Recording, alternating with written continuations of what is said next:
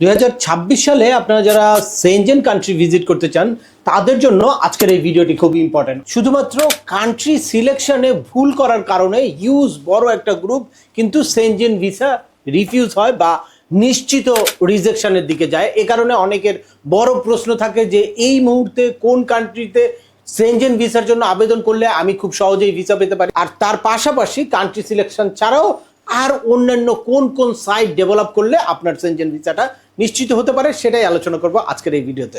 চলুন শুরু করা যাক। তার আগে বলে নিচ্ছি, যারা আমাদের চ্যানেলে নতুন বা আমাদের চ্যানেলটি এখনো সাবস্ক্রাইব করেননি, please hit the subscribe button. আর যারা অলরেডি সাবস্ক্রাইব করেছেন তাদেরকে অসংখ্য ধন্যবাদ।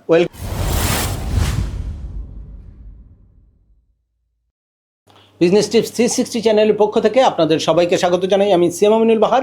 আমাদের এই চ্যানেলে ইউএসএ, কানাডা, অস্ট্রেলিয়া, ইউকে সহ ইউরোপের বিভিন্ন দেশের ভিজিট, পড়াশোনা, ওয়ার্ক পারমিট এবং মাইগ্রেশন সংক্রান্ত বেশ কিছু আপডেটেড ইনফরমেশন আছে। আপনারা যারা যেই টপিক্সে ইন্টারেস্টেড দয়া করে ওই রিলেটেড সকল ভিডিওগুলো দেখবেন। এরপর ছোটোখাটো প্রশ্ন থাকলে ভিডিওর নিচে কমেন্টস করবেন। আর তারপরেও একান্ত কোনো ব্যক্তিগত পরামর্শ বা আমাদের কোনো সার্ভিস নিতে চাইলে ডিসক্রিপশনে থাকা হোয়াটসঅ্যাপ নাম্বারে অ্যাপয়েন্টমেন্ট বুক করে সরাসরি যোগাযোগ করতে পারেন। অ্যাট দ্য সেম টাইম আমাদেরকে ইমেল করতে পারেন এবং আমাদের ইউটিউব চ্যানেল, ফেসবুক পেজ ও ওয়েবসাইটগুলো ফলো করে সবসময় আমাদের সাথে যুক্ত থাকতে পারেন।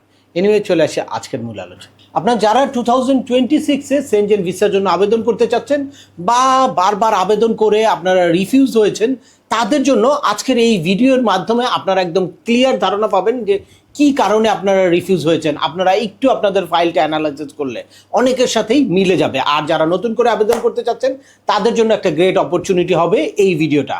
তো সেনজেন ভিসার জন্য আবেদন করতে হলে প্রথমেই আপনাকে সঠিক একটা কান্ট্রি সিলেকশন করতে হবে। এটা খুবই ইম্পর্টেন্ট।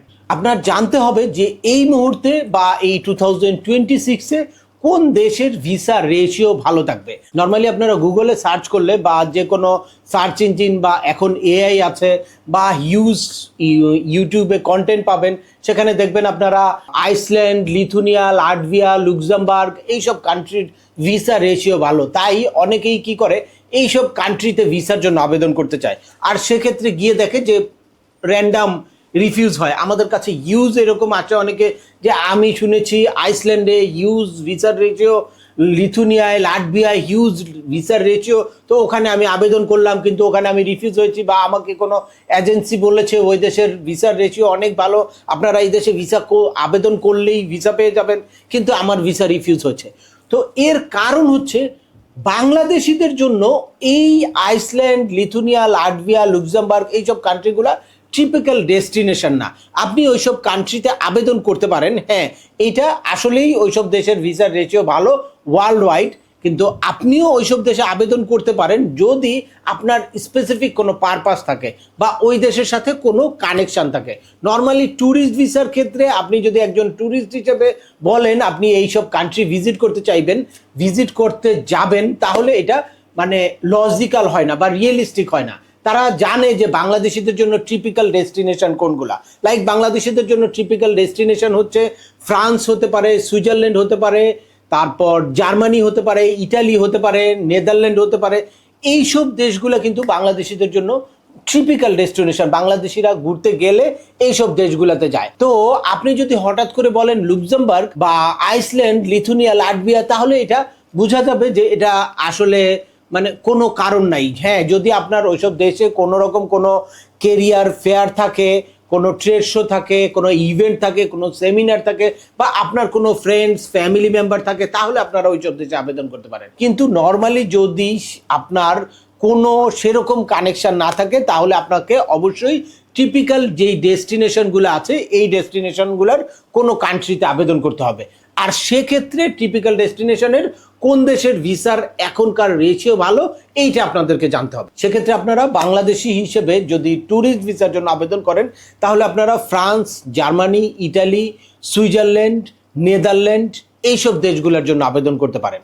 তো এইসব দেশগুলোতে অ্যাটলিস্ট আপনি যে রিয়েলি ট্যুরিস্ট হিসেবে ট্রাভেল করতে যাবেন বা বাংলাদেশিদের টিপিক্যাল ডেস্টিনেশন, বাংলাদেশিরা সেনজেনে ঘুরতে যেতে চাইলে এইসব দেশে যেতে চায়, এইটা তাদের একটা ধারণা আছে, বা এই জায়গায় ট্যুরিস্ট ইন্টেনশনটা প্রুভ করাটা খুবই ইজি। এর পরের আপনার যে বিষয়টা সেটা হচ্ছে প্রিভিয়াস কোনো রিফিউজাল আছে কিনা, বা প্রিভিয়াস রিফিউজাল হিস্ট্রিটা আপনাদের মাথায় রাখতে হবে।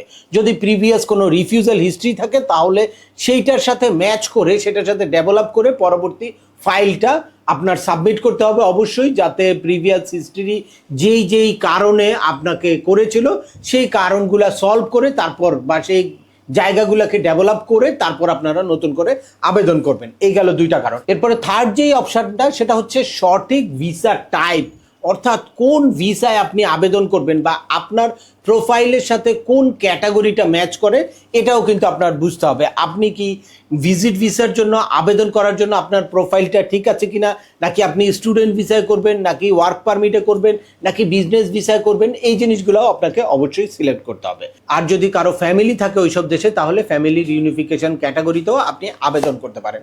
দ্যাটস মিন ভিসার ক্যাটাগরি সিলেকশনটাও আরও একটা ইম্পর্টেন্ট জিনিস। এরপরে হচ্ছে আপনার স্ট্রং প্রোফাইল তৈরি করা। আপনাকে অবশ্যই সেনজেন কোনো কান্ট্রির ভিসা পেতে হলে প্রোফাইলটা অনেক স্ট্রং থাকতে হবে। আপনি যেই ক্যাটাগরির জন্য আবেদন করবেন সেক্ষেত্রে আপনাকে অবশ্যই এলিজেবল হতে হবে, অর্থাৎ আপনার ফাইন্যান্সিয়াল সলভেন্সি, আপনার কান্ট্রিটাই, আপনার ট্রাভেল হিস্ট্রি, এই জিনিসগুলো স্ট্রং হতে হবে, যেটাতে মনে হয় যে আপনি ওই দেশে গিয়ে ভিজিট করে তারপর ফিরে আসবেন। কারণ আপনারা জানেন সেনজেন একটা কান্ট্রির ভিসা পেয়ে 28টা দেশ ভিজিট করতে পারেন। তো সেক্ষেত্রে শুধু পার্টিকুলারলি ওই দেশ ছাড়াও অন্যান্য দেশের থেকেও একটা প্রেশার থাকে। যদি আপনি ওই দেশে ভিজিট করতে গিয়ে তারপর অন্য দেশে অন্য কোনো কান্ট্রিতে গিয়ে সেটেল হতে চান বা ইললিগেল থাকেন বা জব করতে চান, তাহলে সেটার প্রেশার কিন্তু যেই কান্ট্রি আপনাকে ভিসা দিল তারও নিতে হয়। দ্যাটস ওয়াই অন্য যে কোনো কান্ট্রির তুলনায় সেনজেন আরও অনেক বেশি যাচাই বাছাই করবে আপনার প্রোফাইলটা স্ট্রং কিনা, আপনার সকল ডকুমেন্টেশন ঠিক আছে কিনা, আপনি গিয়ে ব্যাক করে আসবেন কিনা, আপনার কান্ট্রিটাই স্ট্রং আছে কিনা, এই জিনিসগুলো অবশ্যই সেনজেন সবগুলা কান্ট্রি কিন্তু অবশ্যই অনেক সিরিয়াসলি দেখে। ফাইনালি যেই কাজটা করতে হবে, আপনার সব প্রিপারেশন থাকলো, আপনি কান্ট্রি সিলেকশন করলেন, স্ট্রং প্রোফাইল হলো, আপনি সঠিক ভিসা টাইপ সিলেক্ট করলেন, তারপরে হচ্ছে আপনার এই ভিসার অ্যাপ্লিকেশনটা সাবমিশনটা প্রপারলি থাকে সেটা বোঝানোর জন্য আপনার সবগুলো ডকুমেন্ট একদম প্রফেশনাল ওয়েতে সাবমিট করতে হবে। অ্যাট দ্য সেম টাইম আপনার কাভার লেটার, তারপর আপনার অ্যাসেট ভ্যালুয়েশন, আপনার এফিডেভিট, ট্যাক্স ফাইল, সব কিছু একটার সাথে আরেকটা সামঞ্জস্য থাকতে হবে, তাহলেই আপনার ভিসাটা নিশ্চিত করতে পারবেন। সেজন্য আপনারা যেখানে সেখানে আবেদন না করে অবশ্যই কোনো এক্সপার্ট লয়ার বা কোনো এক্সপার্ট কনসালটেন্টের মাধ্যমে আপনাদের ভিসাটা প্রসেস করলে আপনাদের চান্সেস বেশি থাকে। আর সঠিকভাবে আপনি যদি ভিসার আবেদনটা করেন সেক্ষেত্রে আপনি যদি রিফিউজও হন তাহলে পরবর্তীতে আপনার চান্সেস অনেক বেশি থাকে বা পরবর্তীতে আপনার চান্সেস থাকে। বাট যে কোনো এজেন্সির মাধ্যমে গিয়ে ফেক ডকুমেন্ট দিয়ে কন্টাক্টে আপনারা যদি এই সেনজেন ভিসাটা নিতে চান তাহলে যেভাবে সেভাবে যে কোনোভাবে ডকুমেন্ট মেক করে তারপর একটা লটারির মতো একটা চান্স নিল আপনার ভিসা হওয়ার জন্য। যদি লটারির মতো সেভাবে আপনার ভিসা হয়ে গেল তাহলে সেই এজেন্সি একটা বড় ধরনের টাকা আপনার কাছ থেকে হাতিয়ে নিল, কিন্তু যদি না হলো তাহলে আপনার সারা জীবনের জন্য সেনজেন ভিসার চান্সেসটা কিন্তু সরে গেল। এমনও হতে পারে আপনাকে ব্যান্ডও করতে পারে। দ্যাটস ওয়াই ভিসা না হলেও আপনি প্রপারলি সাবমিশন বা প্রপারলি ভিসার অ্যাপ্লিকেশন ফাইলিং করাটা খুবই ইম্পর্টেন্ট। তো আজকের ভিডিওটি আর দীর্ঘায়িত করবো না, আশা করি এই ভিডিও থেকে আপনারা 2026-এ কিভাবে সেনজেন ভিসাটা নিশ্চিত করতে পারেন বা কোন 5টা জিনিসের প্রতি খেয়াল করলে আপনার সেনজেন ভিসাটা নিশ্চিত করতে পারেন এবং কোন কোন কান্ট্রির ভিসার রেশিও ভালো, কিভাবে কান্ট্রি সিলেক্ট করবেন সেটাও জেনে গেছেন। তারপরেও আপনাদের যদি এই সংক্রান্ত কোনো রকম কোনো প্রশ্ন থাকে অবশ্যই আমাকে কমেন্টস করে জানাবেন। আর ভিডিওটি ভালো লাগলে বা তথ্যবহুল মনে হলে লাইক দিয়ে আপনার বন্ধুদের মাঝে শেয়ার করে দেবেন যাদের এই ইনফরমেশনগুলো অত্যন্ত প্রয়োজন। আবার দেখা হবে নতুন কোনো গুরুত্বপূর্ণ টপিকস নিয়ে।